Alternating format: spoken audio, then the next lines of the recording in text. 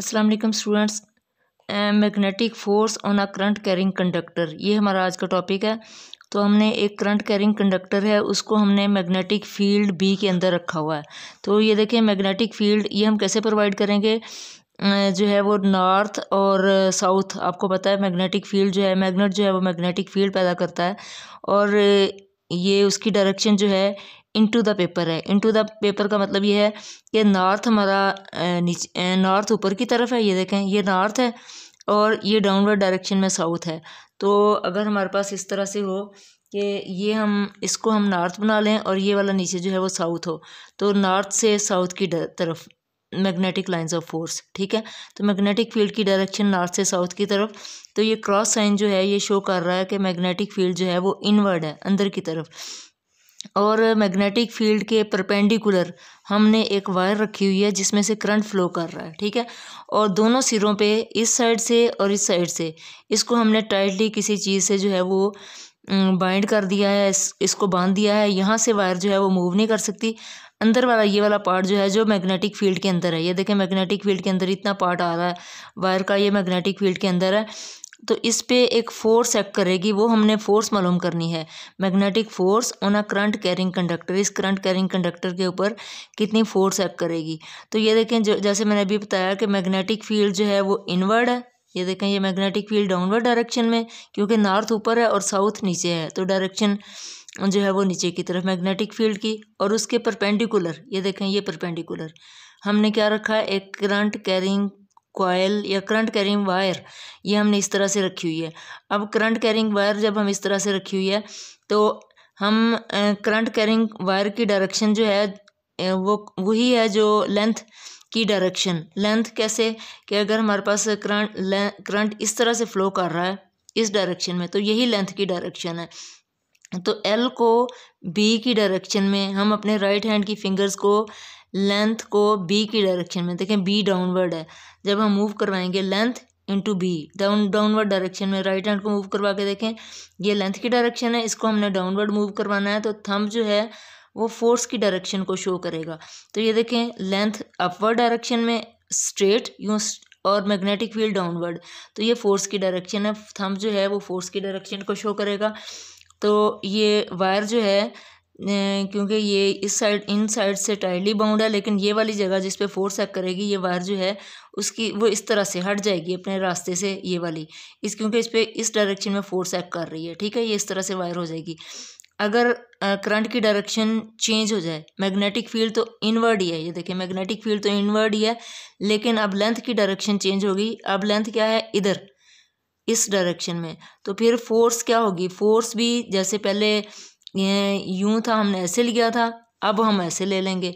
ये जो है लेंथ की डायरेक्शन है, इसको हमने डाउनवर्ड डायरेक्शन में मूव करना है। तो थंब जो है यानी कि लेंथ को हमने जो है वो मैग्नेटिक फील्ड की डायरेक्शन में डाउनवर्ड डायरेक्शन में मूव करवाना है। तो थंब जो है वो शो करेगा फोर्स की डायरेक्शन को। तो थंब से हमें फोर्स की डायरेक्शन का पता चल रहा है। ये देखें एल डाउनवर्ड डायरेक्शन में इस साइड पे और बी इनवर्ड, तो हमने जब इनको मल्टीप्लाई किया तो हमारे पास फोर्स की डायरेक्शन आ गई, ये वाली फोर्स की डायरेक्शन जो कि थंब से हमें पता चली। तो वायर जो है ये देखें अब सेंटर से हट गई क्योंकि इस पर फोर्स एक्ट कर रही है इस डायरेक्शन में, ठीक है। अब हम देखेंगे टोटल, ये तो हमने देख लिया ना फोर्स इतनी एक्ट करेगी, इस डायरेक्शन में एक्ट करेगी, ये हमने फोर्स की डायरेक्शन मालूम की है। अब हम देखेंगे कि ये फोर्स जो है इसका मैग्नीट्यूड क्या है, ये कितनी होती है, किन चीज़ों पे डिपेंड करती है। तो उसके लिए हमें पहले पता होना चाहिए कि वायर जो है जिसमें से करंट फ्लो कर रहा है उसका एरिया ऑफ क्रॉस सेक्शन है ए। तो ये देखें ये वायर है जिसमें से करंट फ्लो कर रहा है, ठीक है।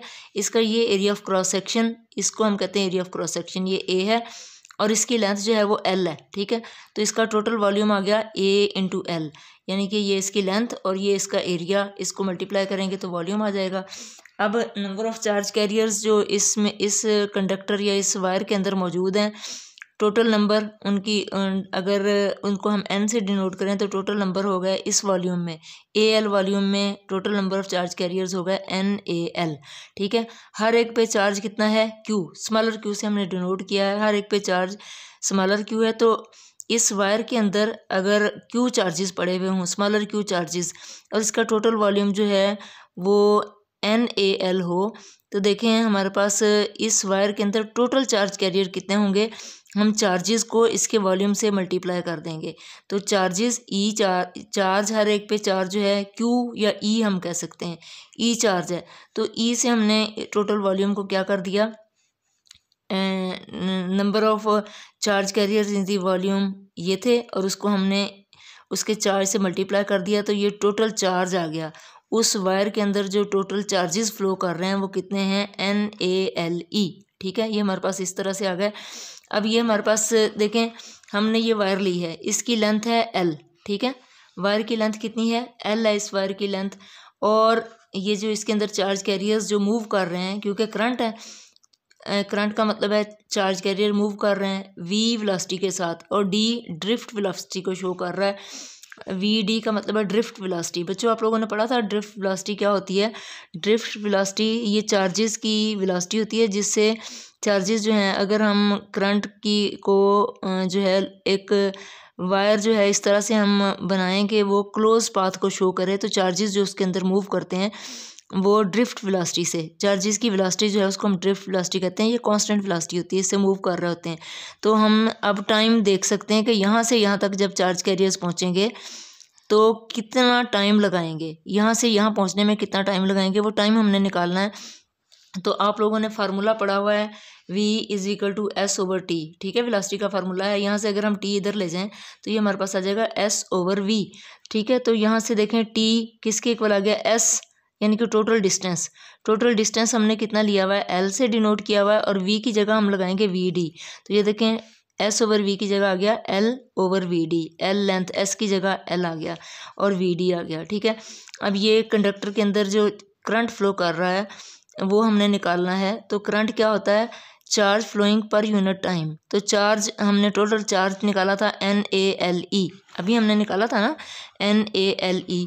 तो ये NaLe और टी की जगह हम लगाएंगे L/vd। तो ये देखें L/vd हमने लगाया, L से कैंसिल हो गया, ये vd ऊपर चला गया, तो NaEVd ये हमारे पास इक्वेशन बन गई। ठीक है, करंट की।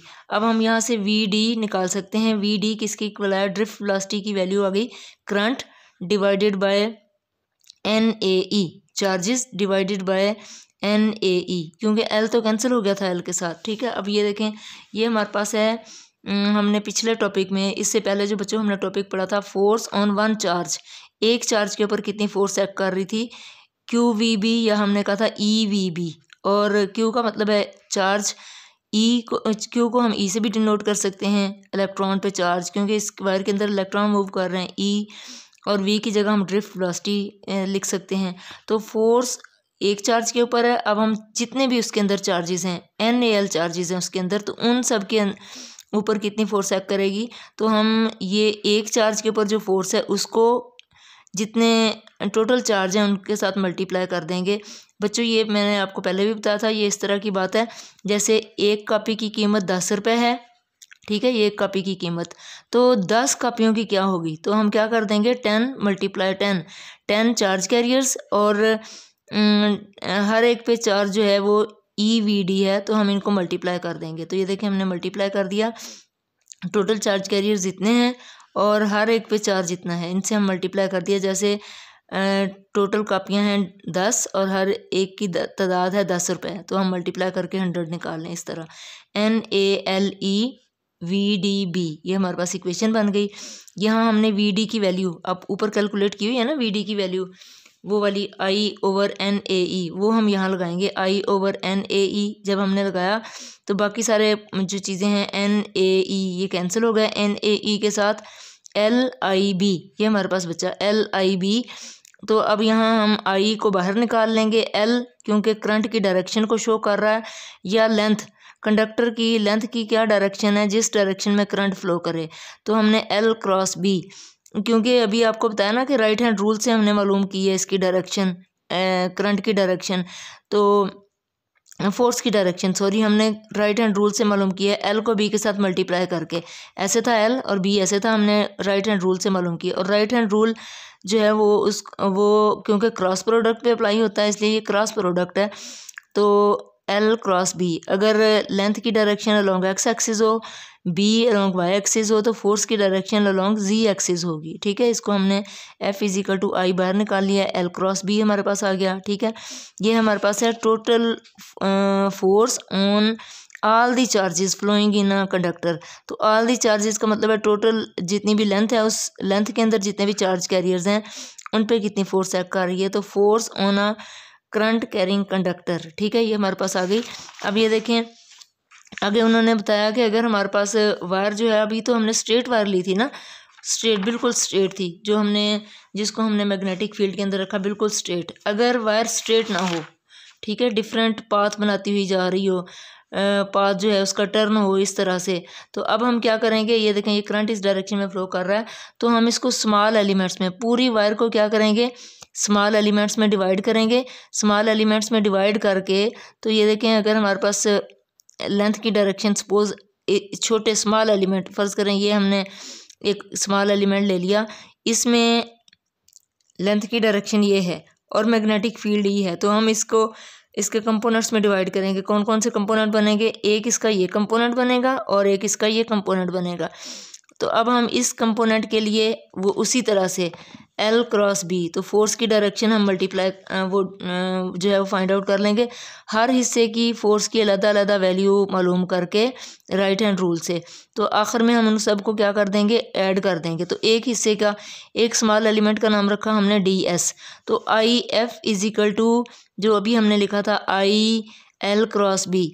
अब हमने टोटल लेंथ नहीं ली बल्कि स्मॉल एलिमेंट्स में डिवाइड किया और हर एलिमेंट को हमने DS से डिनोट किया है, तो I और DS क्रॉस बी। तो देखें IDS क्रॉस बी, हर एलिमेंट का अलग अलग मालूम किया, उसके बाद उनको इंटीग्रेट सम अप कर दिया।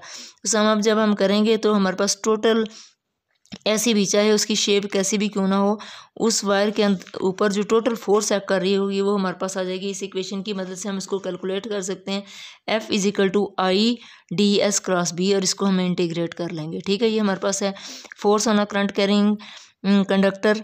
बच्चों अब हम पढ़ेंगे torque on a current carrying loop.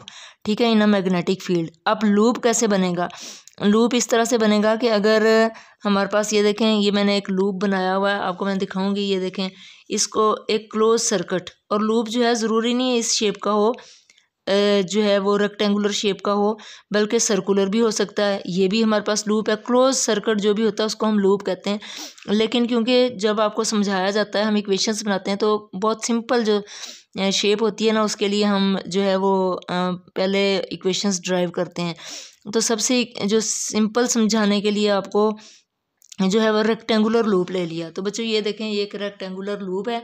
अब इसको हमने मैग्नेटिक फील्ड में हमने रखना है और हमने इसके ऊपर टोटल टॉर्क कितना एक्ट कर रहा है।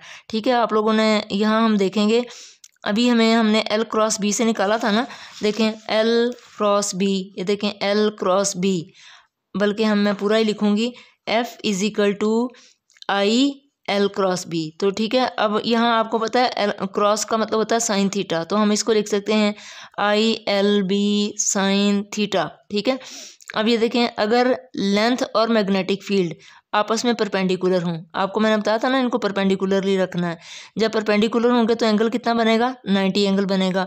तो हम इसको लिखेंगे ILB साइन 90। जब हम लिखेंगे ILB साइन 90 तो ये 1 आ जाएगा, मैक्सिमम वैल्यू आ जाएगी, मैक्सिमम फोर्स एक्ट करेगी। ठीक है, लेकिन अगर लेंथ और मैग्नेटिक फील्ड दोनों की सेम डायरेक्शन हो तो फोर्स क्या हो जाएगी, 0, क्योंकि एंगल बनेगा 0।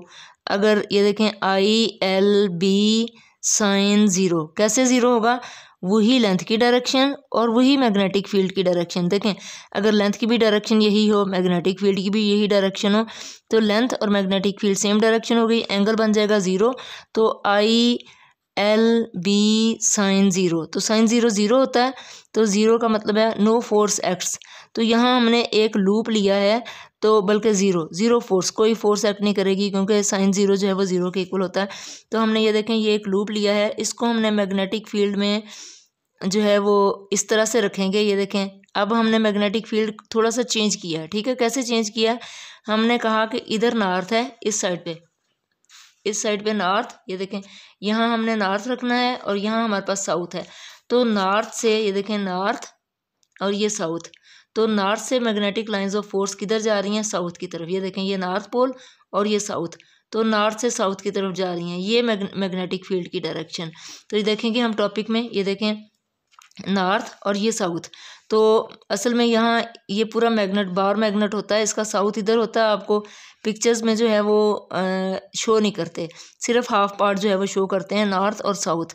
तो मैग्नेटिक लाइंस ऑफ फोर्स या मैग्नेटिक फील्ड की डायरेक्शन दे, ये देखें बी मैंने शो की हुई है, इस डायरेक्शन में मैग्नेटिक फील्ड है और उसके अंदर हमने एक लूप रख दिया। ये देखें बच्चों, ये हमने इसके अंदर एक लूप रखा हुआ है, तो ये लूप ये देखें ये इस तरह का है, लूप हमने इसके अंदर रखा और मैग्नेटिक फील्ड और लूप इस तरह से रखा। ये देखें ये हमने इस तरह से रखा, ये देखें ये है मैग्नेटिक फील्ड, ये देखें मैग्नेटिक फील्ड इस डायरेक्शन में और ये देखें मैग्नेटिक फील्ड इस डायरेक्शन में और लूप हमने ऐसे रखा है इसके अंदर, ठीक है। तो जब हम परपेंडिकुलरली इस लूप को हमने परपेंडिकुलरली इसके अंदर मैग्नेटिक फील्ड के अंदर रख देंगे तो क्या होगा, अब ये देखें करंट, हमने कहा कि करंट इस डायरेक्शन में फ्लो कर रहा है, ऐसे जा रहा है नीचे से ऊपर की तरफ, फिर यहाँ से ऐसे जा रहा है और यहाँ से ये नीचे की तरफ आ रहा है, करंट की ये डायरेक्शन है ऐसे, ठीक है, ऐसे करंट फ्लो कर रहा है। तो ये देखें इस वायर के दो टर्मिनल्स, ये जो लूप हमने बनाया इसके दो टर्मिनल्स, इधर से करंट एंटर हो रहा है और ये करंट जा रहा है, करंट की ये डायरेक्शन है, यहाँ इधर करंट की ये डायरेक्शन है और डाउनवर्ड आके इस साइड से ये बाहर की तरफ आ रहा है। क्योंकि जब हम बैटरी से मिलाएंगे तो ये देखें अगर हमारे पास इस तरह से बैटरी के हम पॉजिटिव और नेगेटिव, तो ये देखें ये करंट इधर से एंटर हो रहा है और इधर से बैटरी के साथ ऐसे फिर इधर से एंटर होगा, ऐसे जाएगा। तो ये करंट की डायरेक्शन है और ये वाली करंट की डायरेक्शन इधर मैग्नेटिक फील्ड। तो हम क्या करेंगे कि बिल्कुल उसी तरह से जब हमने पहले मालूम किया था कि एल को बी की डायरेक्शन में हम कर्ल करेंगे, तो उसको समझाने से पहले मैंने आपको बताना कि ये जो लेंथ है इसकी, ठीक है, साइड की लेंथ जो है, ये देखें ये इसकी साइड है, इसकी लेंथ जो है ये वाली, इसको हमने ए से डिनोट किया हुआ है, ये देखें ए, और ये इसकी विड्थ जो है उसको बी से डिनोट किया हुआ है। ये मैं आपकी बुक के मुताबिक आपको इक्वेशंस बता रही हूँ ताकि आपको मुश्किल ना हो। तो ये देखें ये बी हमने इसकी विड्थ है और ये इसकी लेंथ जो है उसको हमने ए से डिनोट किया हुआ है, लेंथ ए, और इसकी विड्थ जो है उसको हमने बी से डिनोट किया हुआ है। अब ये देखें क्योंकि करंट की लेंथ की डायरेक्शन ये है और मैग्नेटिक फील्ड ये है, तो एल क्रॉस बी, ठीक है, तो एल क्रॉस बी, ये देखें ये लेंथ की डायरेक्शन और मैग्नेटिक फील्ड इस तरह से। तो जब हम लेंथ को मैग्नेटिक फील्ड की डायरेक्शन में कर्ल करेंगे तो थंब किधर जा रहा है बच्चों, डाउनवर्ड डायरेक्शन में। तो ये देखें क्रॉस साइन से शो किया हुआ है फोर्स की डायरेक्शन, ठीक है। हम राइट हैंड रूल से फोर्स की डायरेक्शन मालूम कर सकते हैं। ये देखें ये लेंथ और ये मैग्नेटिक फील्ड इस डायरेक्शन में। तो थंब किधर जा रहा है, ये देखें थंब जो है वो डाउनवर्ड डायरेक्शन में जा रहा है। डाउनवर्ड डायरेक्शन का मतलब यह है कि फोर्स डाउनवर्ड डायरेक्शन में एक्ट करेगी। जब इधर फोर्स जो है वो डाउनवर्ड डायरेक्शन में, तो उसको हमने क्रॉस साइन से शो कर दिया। अब ये देखें ये वाली साइड और मैग्नेटिक फील्ड दोनों की साइड क्या है, सेम। करंट यहाँ लेंथ की डायरेक्शन भी यही है और मैग्नेटिक फील्ड की डायरेक्शन भी यही है। जब दोनों की डायरेक्शन सेम होगी तो एल और बी आपस में क्या हो जाएंगे, एल और बी क्या हो जाएंगे आपस में पैरेलल, एंगल 0 बनेगा। तो साइन 0 0 होता है, नो फोर्स एक्ट्स। तो इस पाथ पे ये देखें, इस पाथ पे और इस पाथ पे नीचे वाला, ये देखें यहाँ, तो यहाँ लेंथ की ये डायरेक्शन है, मैग्नेटिक फील्ड की ये डायरेक्शन है, एंगल 180 बना। इस साइड पे नीचे की तरफ 180 बनेगा, ऊपर 0 बनेगा।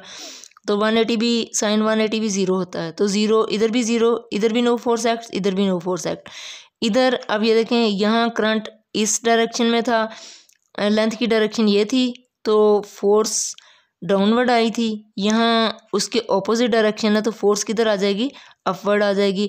उसको हम जो है वो राइट हैंड रूल से मालूम भी कर सकते हैं कि हमने एल और बी, एल को हमने किस डायरेक्शन में मूव करना है। ये देखें ये लेंथ की डायरेक्शन है, इसको हमने मैग्नेटिक फील्ड की डायरेक्शन में जो है मूव करवाना है।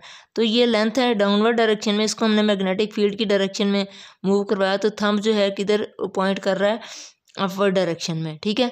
तो अब ये करंट की डायरेक्शन उसको हमने अपवर्ड साइन से जो है वो शो कर दिया।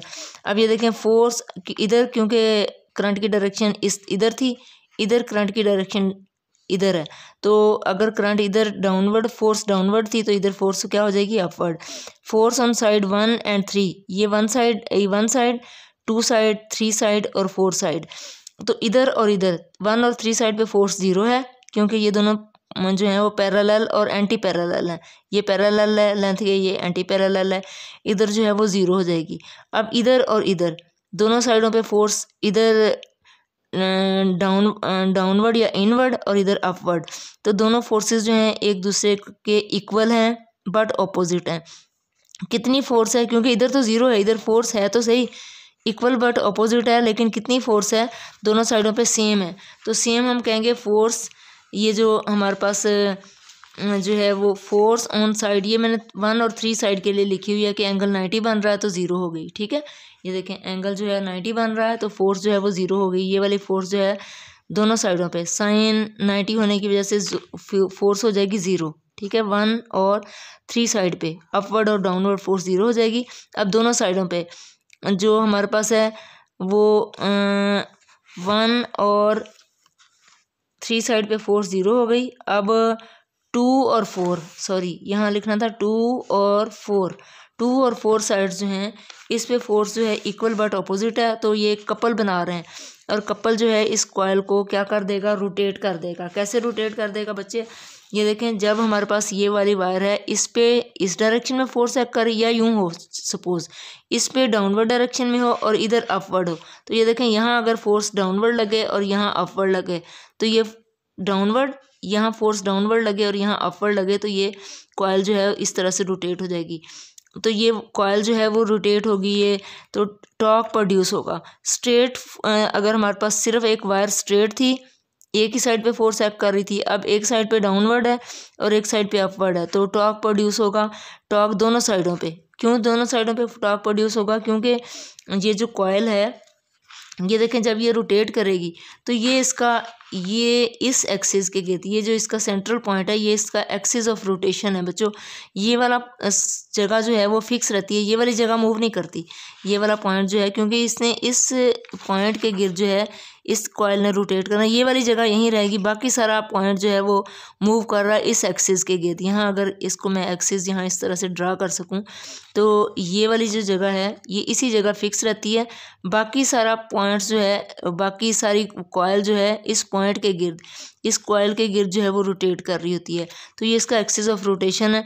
तो एक्सिस ऑफ रोटेशन जो है ये देखें, इसको हमने ये इस साइड पे जो बी था और इस साइड पे भी बी था, ये पूरा बी था, तो हमने हाफ हाफ कर लिया। ये देखें ये b/2 और ये b/2, क्योंकि टॉर्क इस साइड पे भी टॉर्क है, इस साइड पे इनवर्ड फोर्स है, इस साइड पे अपवर्ड फोर्स है, तो फोर्स इधर और इधर आपस में एक दूसरे के अपोजिट और इक्वल लगेगी, टॉर्क प्रोड्यूस होगा, टॉर्क 1 और टॉर्क 2, इस साइड पे 1 और इस साइड पे 2। अब टॉर्क क्या होता है, force multiply by movement arm F×d plus इस साइड पे भी F×d। अब यहाँ d क्या है, d डिस्टेंस जो है वो कितने किसके इक्वल है, मूवमेंट आर्म b/2 के इक्वल, तो यहाँ d की जगह हम लिख लेंगे b/2, इस साइड पे भी हमने लिख लिया b/2, तो फोर्स मल्टीप्लाई बाय b/2 और क्रॉस की जगह हमने लिखा साइन थीटा, इधर भी हमने क्रॉस की जगह लिख देंगे साइन थीटा। ठीक है, अब ये फोर्स कितनी है, अभी फोर्स हमने कैलकुलेट की है, पिछले इक्वेशन में हमने फोर्स कैलकुलेट की थी ILB। बच्चों ये देखें हमने फोर्स कैलकुलेट की थी ILB, तो यही वाली फोर्स की वैल्यू जो है वो हम यहाँ लगा देंगे। देखें L की जगह हम एरिया IAB, तो IAB क्योंकि जो इसकी लेंथ है उसको हमने A से डिनोट किया हुआ है और विड्थ को हमने B से डिनोट किया था, तो IAB और ये B फोर्स की जगह हमने लिखा IAB और ये b/2 साइन थीटा। ठीक है, इधर भी हमने यही लिखा, फोर्स की जगह IAB और ये b/2 साइन थीटा। ठीक है, इस तरह से हमने लिख दिया। अब इन दोनों को हम ऐड करेंगे, 2 IAB और b/2 साइन थीटा, 2 से कैंसिल हो गया, IAB और ये B sine theta, IAB sign theta. अब ये लेंथ और ये टोटल विड्थ ये किसके इक्वल है, एरिया के equal, AB area of the loop, तो इस A और B की जगह हम एरिया लिख सकते हैं IAB साइन थीटा। अब बच्चों ये हमारे पास एक सिंगल टर्न था, तो ज़रूरी नहीं है कोई कॉइल जो है वो आपकी वायर जो है वो सिंगल टर्न की फॉर्म में हो, नंबर ऑफ़ टर्न्स हो सकते हैं। अगर n नंबर ऑफ़ टर्न्स हो तो हम इसको n से मल्टीप्लाई कर देंगे, तो ये हमारे पास टोटल टॉर्क जो है उसकी वैल्यू आ जाएगी,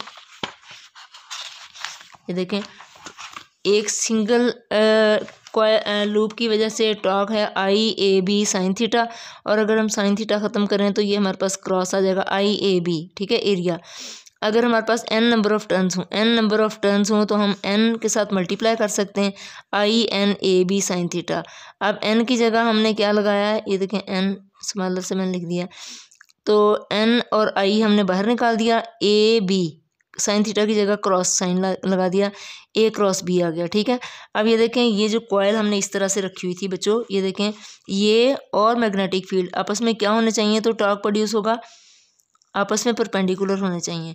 तो ये देखें, ये जो हमारे पास है कॉयल, इसका जो एरिया होता है वो आउटवर्ड ड्रॉन नॉर्मल होता है। तो ये देखें, इस कॉयल के ऊपर, ये जो कॉयल है इसके ऊपर आउटवर्ड ड्रॉन नॉर्मल, ये डायरेक्शन बाहर की तरफ, यानी कि ये कॉयल इस तरह से थी, ये कॉयल थी ना, तो इस पे ये कॉयल इस तरह से हमने कॉयल बनाई, ये और ऊपर दो साइड हैं ऐसे, ठीक है, ये कॉयल है, इसका आउटवर्ड ड्रॉन नॉर्मल, यानी कि ये हमारे पास अगर कॉयल है तो इसका ये देखें आउटवर्ड ड्रॉन नॉर्मल, ये एरिया और मैग्नेटिक फील्ड, ये देखें, ये एरिया और ये मैग्नेटिक फील्ड आपस में क्या है, परपेंडिकुलर। तब हमने कहा torque will be maximum when vector area का मतलब एरिया की direction and magnetic field are perpendicular, ठीक है, एंड वाइस वर्सा। ये हमारे पास है torque on a current carrying loop, ठीक है।